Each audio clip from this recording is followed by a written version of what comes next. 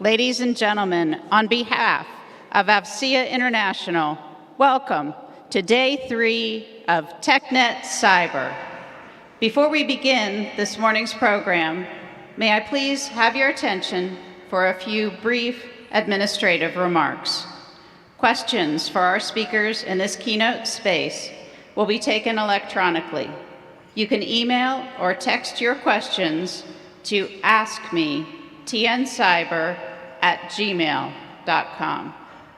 Signal Magazine has been blogging throughout the week, and their reports will be available on the Signal website.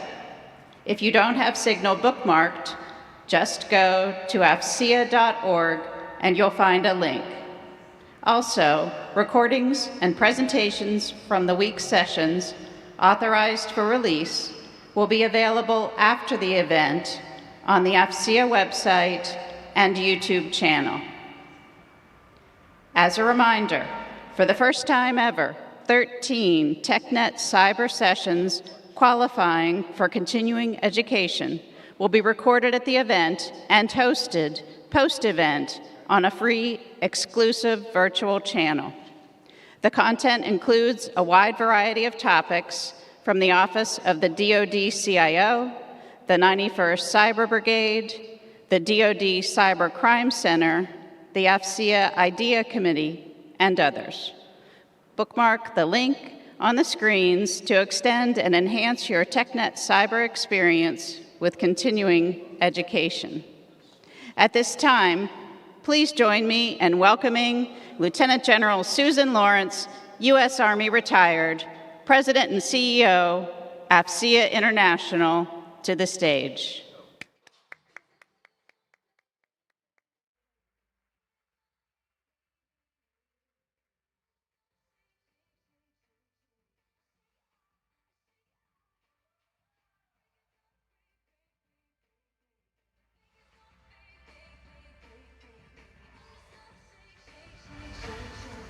Terry, there's nothing you can't do. Thank you. Well, I hope everybody had a good time last night networking. I want to thank you for showing back up this morning. I understand it was quite a little late night and some great partying going on, so thank you for being back here this morning. As we take a look at all that happened yesterday, it was great, absolutely great sessions kicked off by our own General Skinner, a number of great panels, one led by Ed Cardone with our cyber service leads, another one with Bruce Crawford and our IT leads across the services. And my favorite, and there was a lot of great theater sessions out there as well, but my favorite last night was the IDEA panel at 4 o'clock over in Theater 1. And the topic was, it was very interesting, topic was accessibility to our workforce and recognizing people who have disabilities or things happening to them. In fact, I learned the new term,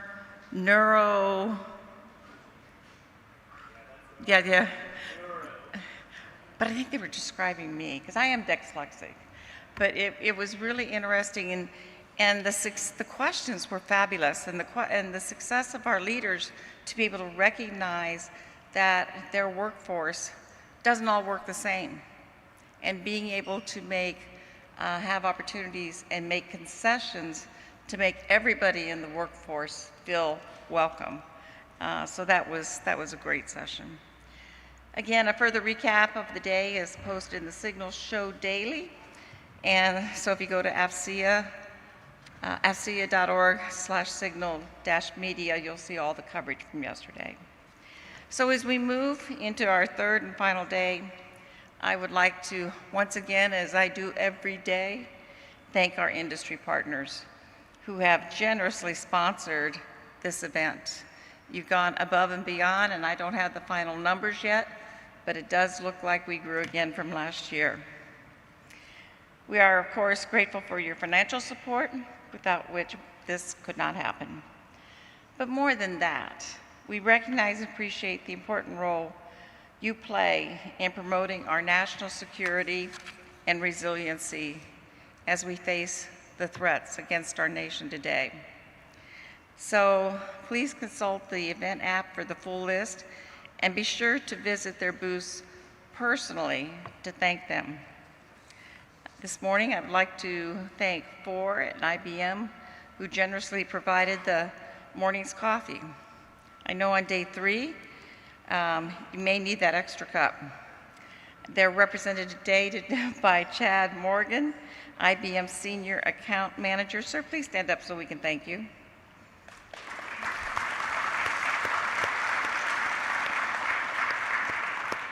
Thank you all week for everything you did for us. We really appreciate it. I hope that you all took advantage of the theater sessions this morning and throughout the week. Great discussions. As the narrator mentioned in the recording of portion of the content and hosting of the events, go to our virtual channel and you'll be able to see what you missed because you can't be everywhere in all places. So there were some really, really good ones. At this time, it is my honor to introduce this morning's keynote speaker, the Director for Command and Control Communications, Computer, Cyber, and Chief Information Officer, J6, the Joint Chiefs of Staff, Lieutenant General Todd Isaacson. General Isaacson assumed his current role in December of '23, and in this role, he develops C4 capabilities, conducts analysis and assessments, provides joint and combined force C4 guidance, and evaluates the needed C4 requirements, plans, programs, and strategies for the Chairman of the Joint Chiefs of Staff. He has previously served in the Joint Staff J6 as a division chief, focused on interoperability, so he just went back home. General Isaacson graduated from the Auburn University with a Bachelor of Science in Electrical Engineer and was commissioned through the Reserve Officer Training Corps as a Signal Corps. Multiple deployments, including Operations Just Cause, Desert Shield, Desert Storm, Uphold Democracy, and several tours in Afghanistan and Iraq, supporting the global war on terror and overseas contingencies.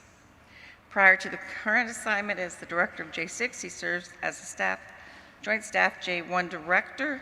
So when you all ask him the question about how are we going to fix this workforce and the lack of workforce in cyber operations, he'll be ready. General Isaacson, thank you so much for joining us today. Ladies and gentlemen, please join me in a warm welcome to the Joint Staff J6.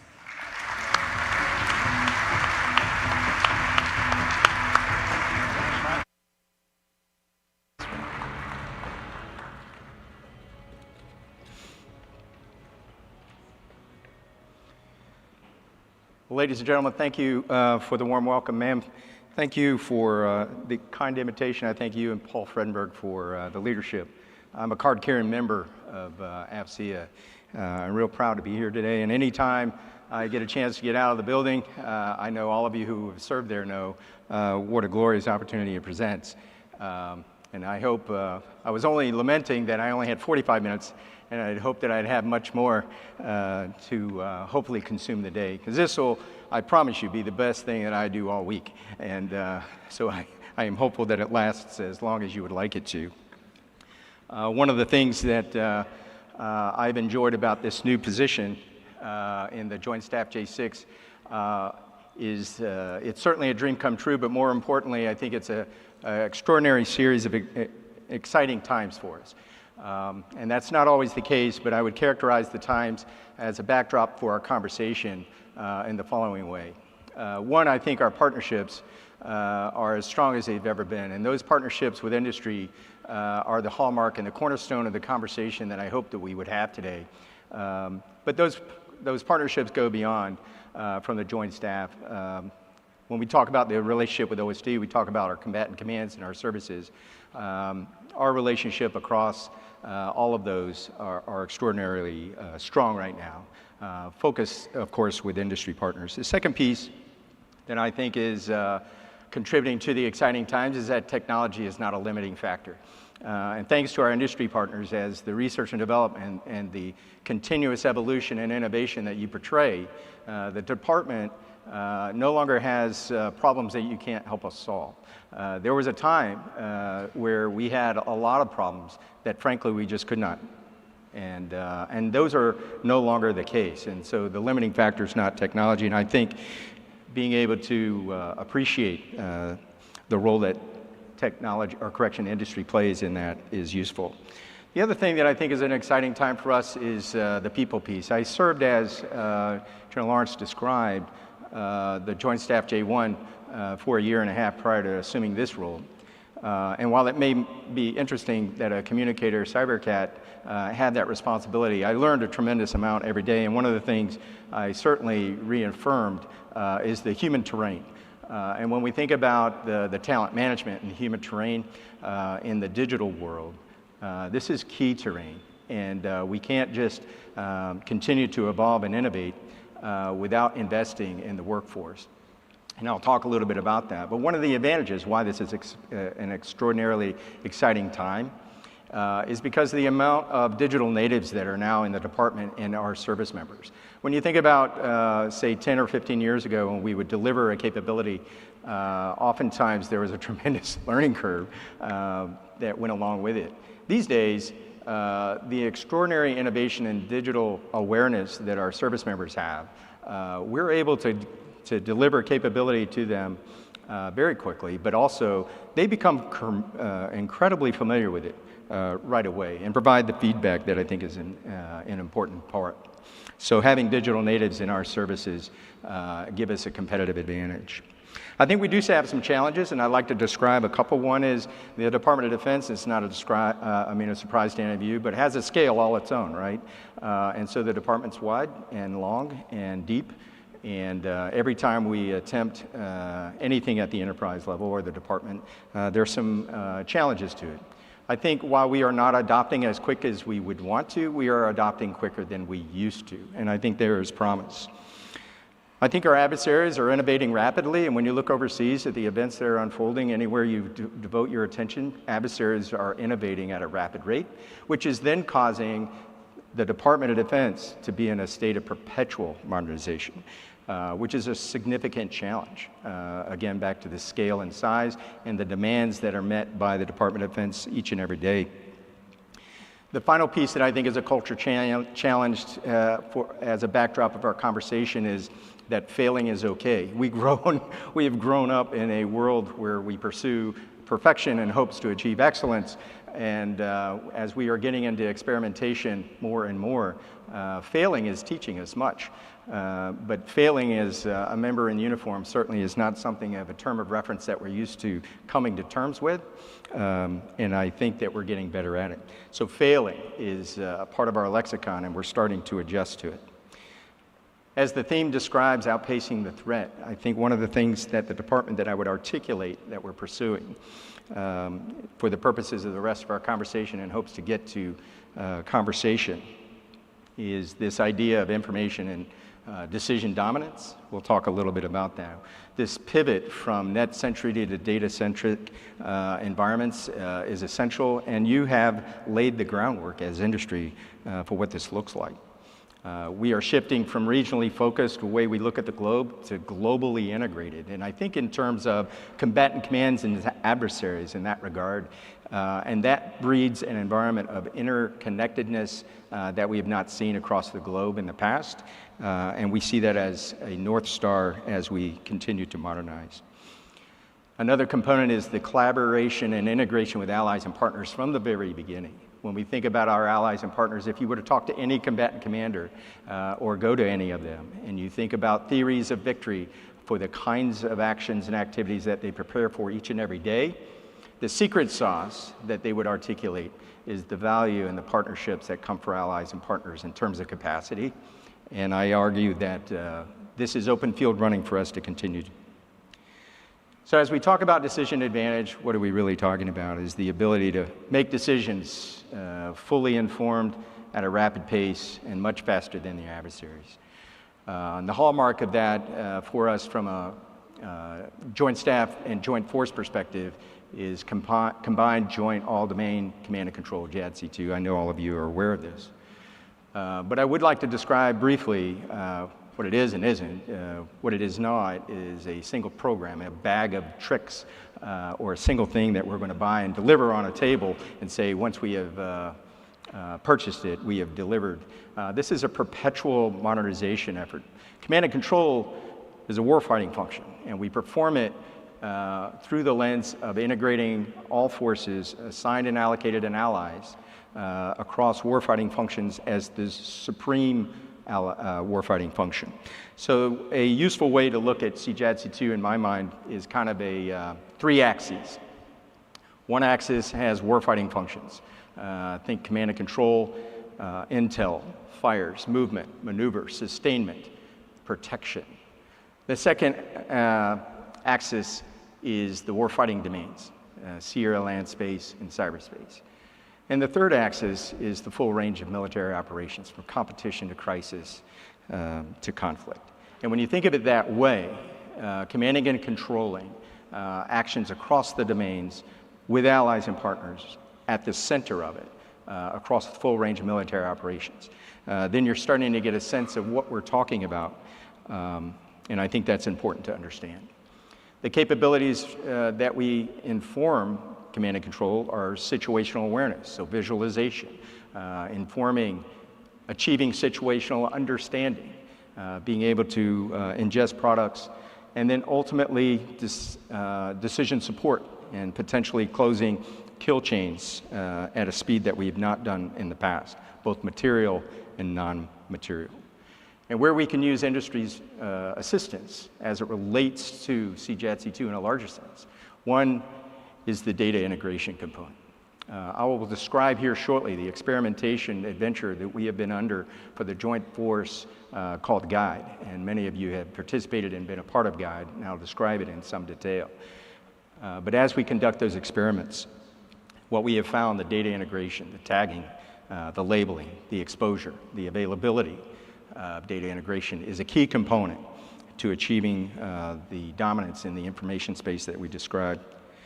Another is the secure and resilience connectivity, so assured comms at the transport layer, so that you have the ability to reach out from where you are into these incredible data products and the repositories. And then, of course, the decision support and situational awareness tools that I previously described. Experimentation and demonstrations are at the center of everything that the Joint Force is doing as it relates to digital modernization. We are learning by doing, and we are failing, and we are starting to become okay with it. And as I mentioned, this is a culture shift from anybody who has certainly served in uniform, but been associated with the Department of Defense in the past. You know that failing is not something we are comfortable with. But the learning that now is coming from it is important. And what we're finding out is we are exercising global information dominance exercises, GUIDE. These experiments are laid on top of, if I were to describe them in layman's terms, on existing combatant command major exercises. So these experiments are not conducted in laboratory pristine environments. They are live actions and activities at a combatant command level with live platforms, capabilities, and munitions. So imagine aircraft in flight, ships underway, and maneuver on land, and munitions and live fire exercises occurring. So the integration is a real opportunity to bring together capabilities that we are looking to showcase for the command and control, situational awareness, understanding, and again, the intelligence functions and the warfighting functions I previously described. To this point, we have conducted 11 GUIDE events. And in fact, we are just now concluding the 11th on top of Indo-PACOM at Vigilant Shield. We have one remaining in the fall that we will conduct.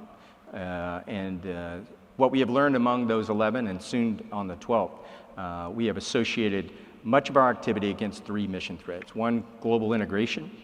Second is long-range precision fires. And the third is integrating allies and partners.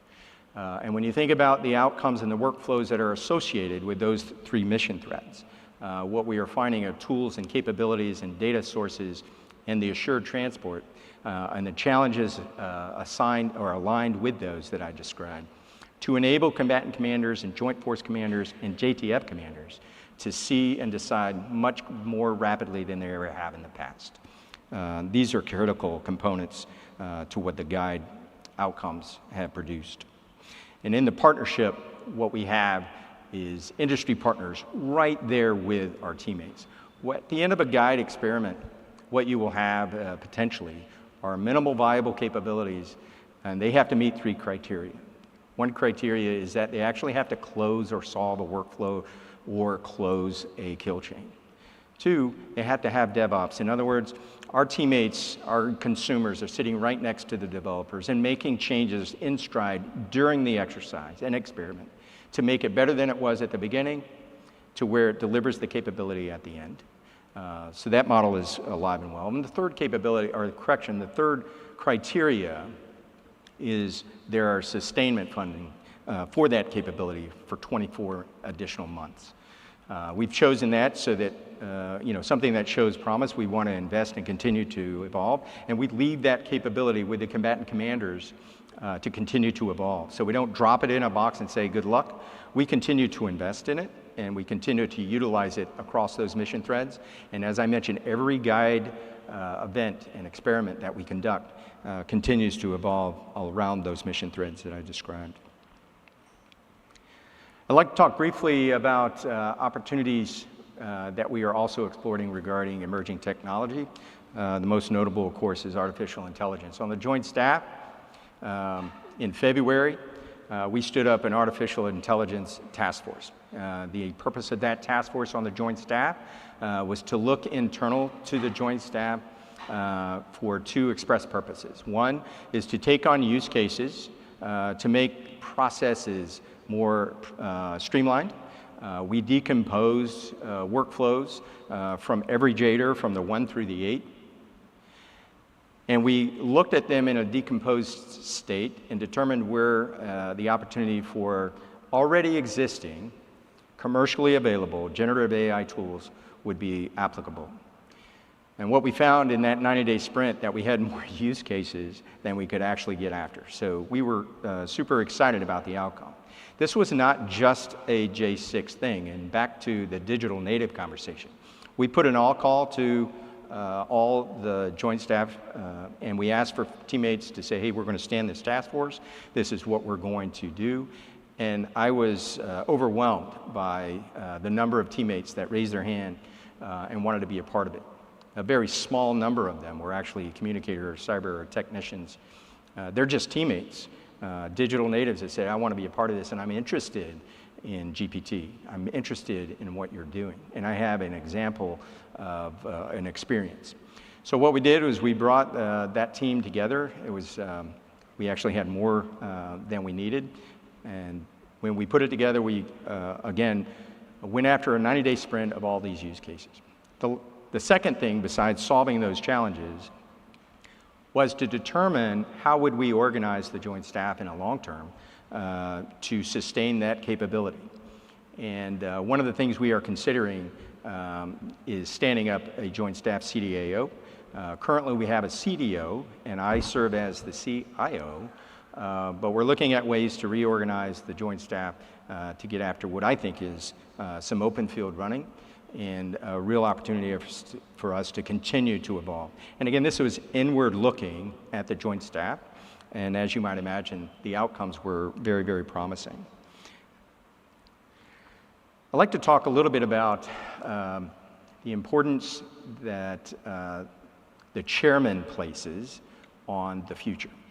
The chairman is supremely focused on the future. General Brown came in at a time of extraordinary churn, and 6 days into his chairmanship, the 7th of October occurred. So you could imagine the world that I think General Brown thought he was going to enter in, and the distractions and the attentions, and then having the 7th of October occur. But unfailing, he is focused on the future in spite of the demands of the day-to-day, and balancing those things remarkably from my perspective. And he has several focus areas, one of which is digital modernization. digital modernization of the Joint Staff, digital modernization of the Joint Force. And because he's supremely focused on it, he has asked the Joint Staff J6 to be the Office of Principal Responsibility to bring that to bear. So what we have done is establish essentially an operational design or a campaign plan, for those of you who understand that, which I would imagine most do. And so we're focused on really 4 things through this campaign. First, we're talking about people, back to the people piece, is how do we develop and maintain and attract a digitally enabled workforce. And this is something that we are supremely focused on, and we appreciate the insights that industry could help us to make our pursuits more attractive in terms of best practice. The second is the infrastructure, and we partner very, very closely with our DISA partners and Joint Force Headquarters DODIN partners to, I think, using the phrase set the theater and set the conditions and set the enterprise.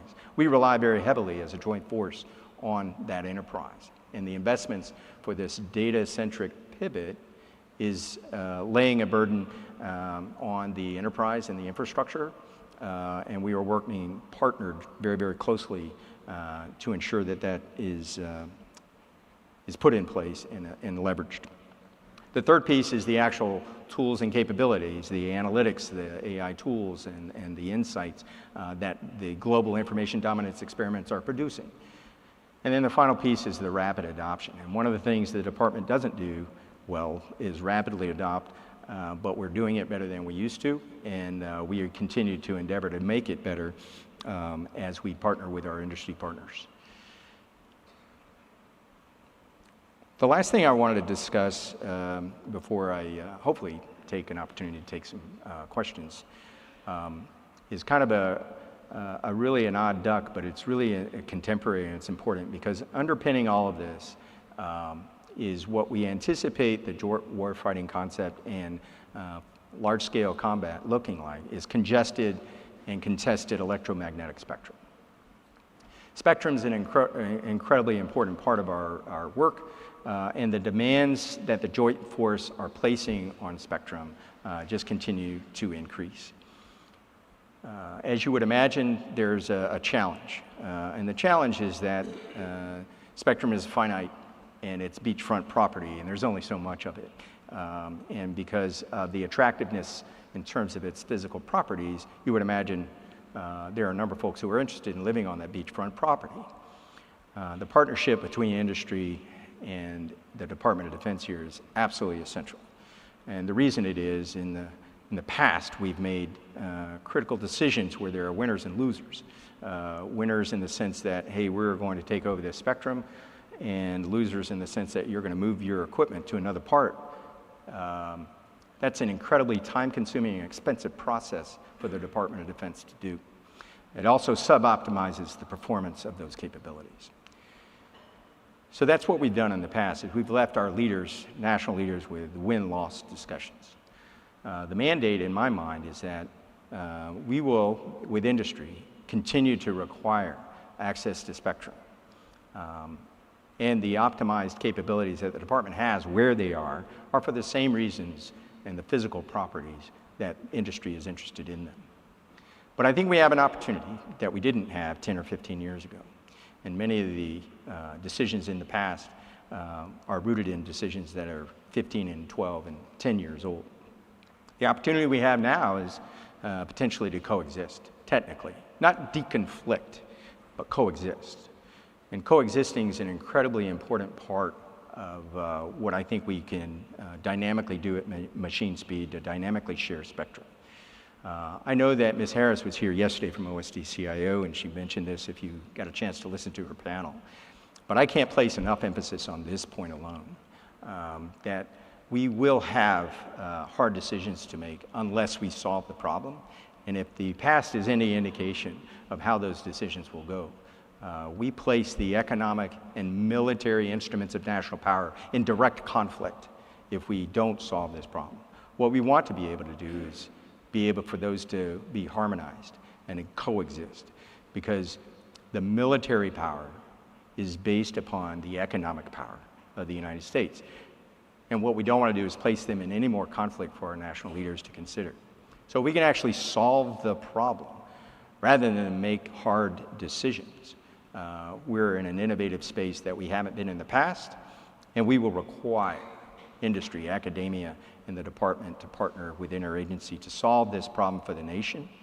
And then many of these conversations decompress over time, and we have win-win. And that's where we want to place our national leadership.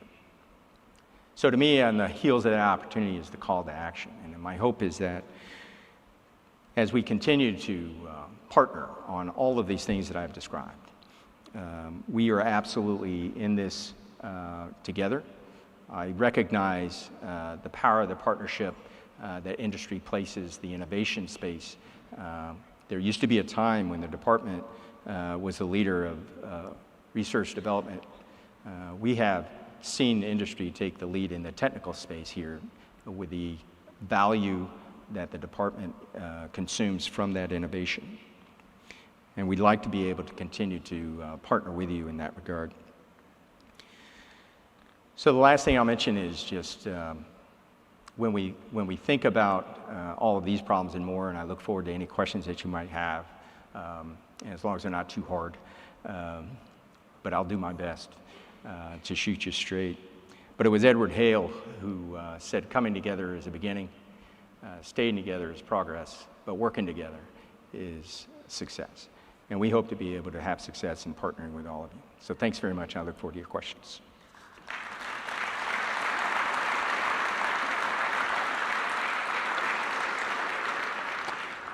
Thank you, sir. Our first question, as many cyber warfare operators do not physically go downrange, how can we shift the culture and build an atmosphere of being on the front operationally while at garrison locations where administrative burdens can tend to overtake operational focus and abilities to innovate? Yeah, this is a great question. I had the distinct honor of serving at Cyber Command as Chief of Staff for General Nakasone for 25 months. And part of the conversation that we had frequently was this idea that your contribution to the fight is not measured in the number of kilometers and miles you are from the target. And I can assure you that in my mind, there is no distinguishing feature there. A cyber warrior that delivers effects from the reasonable safety of a operational location, whether it's at Fort Meade or otherwise, has an incredibly important effect and shouldn't be seen any different than a person who's flying a tanker that allows for a fighter or bomber task force to get gas en route, or for a UAV flyer to be sitting in a particular location where they're flying a UAV to get incredible, important intelligence. So I think under the culture conversation, we're starting to get out of our own way in this regard. There are skills that are showing each and every day the extraordinary value and are not measured in the number of meters you are from where the action is occurring and the relative physical danger you might be experiencing. We got to continue to bang away on this. But I also argue that we are well underway, and at least at the leaders I discuss this conversation with have a very good understanding that everybody is contributing to the fight. They have a role to play. And not everybody's going to be Tom Brady on the team, but you need a left tackle that you may not even know their name, and you need a holder and a punter and a long snapper. And everybody has a role to play on the team, and they need to be prepared to play it and play it to the very best of their ability. But at the end, when the team wins, everybody gets a Super Bowl ring. I'm sorry about the metaphor, but that's how we look at it. It's a team sport. It's a full contact outdoor sport, and everybody has a role to play, and it needs to be appreciated. And I think it's increasingly so. Thank you for that question. Thank you, sir. Next question. What considerations have been studied for incorporation of additional capabilities and/or domains into MDO? Are there considerations for looking at kill web versus kill chains? Yeah, so the conversation of kill web versus threads and chains I think are terms of reference that I wouldn't say are interchangeable, they're certainly not, but they're a frame of reference around which temporally you think through the actions and the activities that you're conducting. Whether you're, the idea of kill web makes some folks a little nervous because it implies there's no humanity in part of the execution of a particular kill web. I don't believe that anybody in the department essentially defends that position. Even as we look at the artificial intelligence I described and the potential to apply technology to closing kill chains and decision dominance that I described, nowhere are we talking about automating to the degree that there's no human in the loop in terms of the decision support component. As it relates to automation for autonomous vehicles and human and machine teaming, those again have human in the loop as well. So I think the temporal approach of the term of references that you described are for the purposes of being able to think around and through you know, the action and the activity that we're trying to take on. But at the end of the day, what we anticipate and what we will continue to advocate for is that there's a responsible approach and that humans still are responsible for the actions and activities that either kill webs, kill chains, mission threads, or any other term of reference are applied. Because the whole purpose is to be able to close those kill chains, if that's the right word that you choose, for the commander at pace, at the velocity, with allies and partners. And with that as kind of the aim point, all of those need to direct and be complementary. Thank you. Thank you, sir. We have time for 2 more questions. The first one, with regard to digital natives and the required implementation of zero trust, what challenges, such as the known phenomenon of shadow IT, do you see posed to ZT acceptance?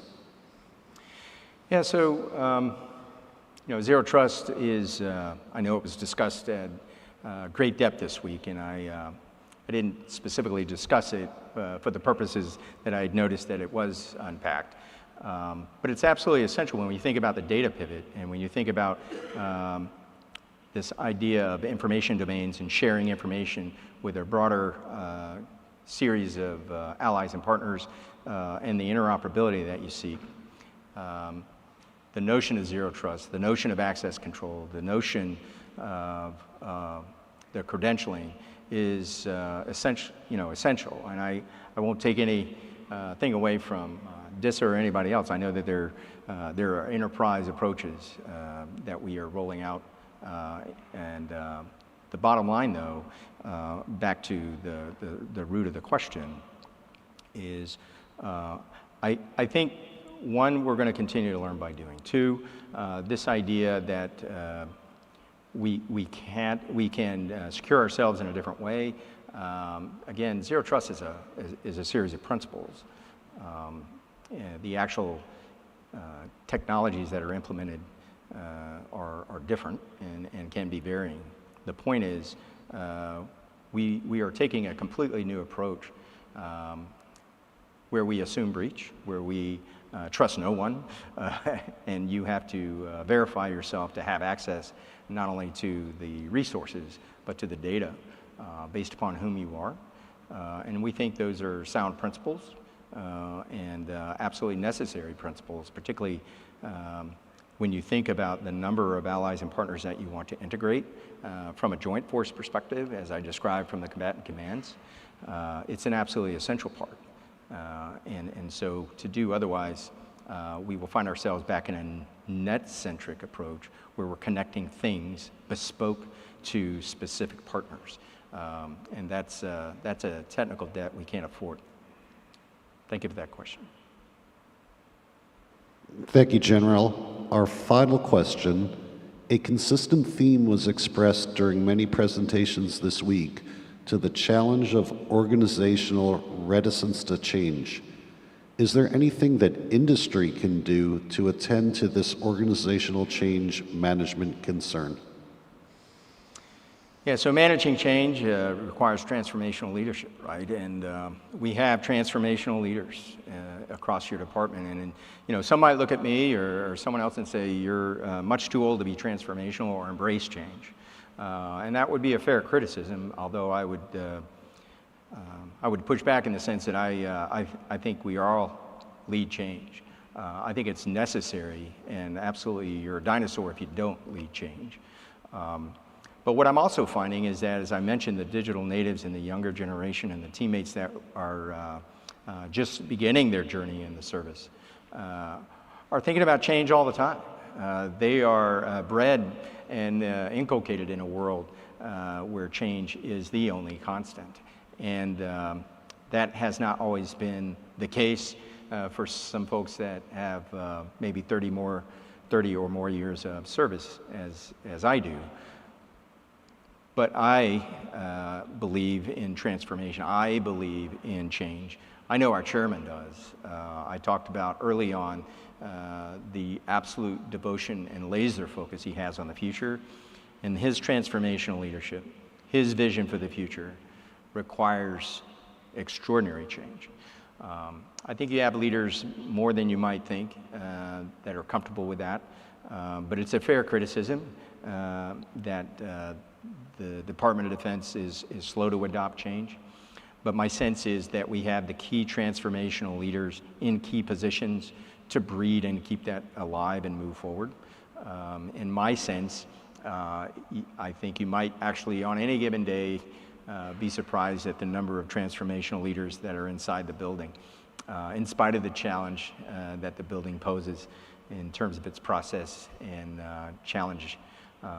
I think that there are transformational leaders who believe in change, and we'll continue to push on that. So back to the industry piece, you know, the partnership is what it's all about, and sharing, developing relationships, but also being able to articulate the changes and the challenges that industry is going through and how they're overcoming them, and likewise with the department. The department has, you know, the quantity has a quality all its own with the department. It's just enormous, but it doesn't mean it can't change. And but it does take stick-to-itiveness and transformational leadership. Thanks. Ladies and gentlemen, that was our final question. Please welcome General Lawrence back to the stage.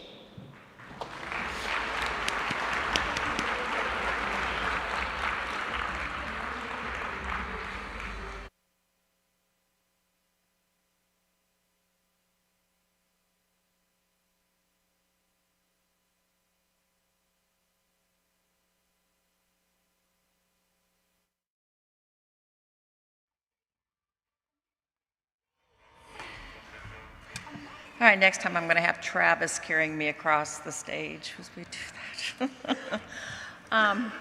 General Isaacson, that was absolutely perfect, and so glad we had you today, because you talked about so many things that our other leaders talked about over the last 2 days and brought them together. So we really appreciate you taking the time to be here, and especially the early morning traffic into Baltimore. So thank you. In lieu of a speaker's gift, we're going to make a donation to the Fisher House on your behalf. Thank you very much, sir, for being here.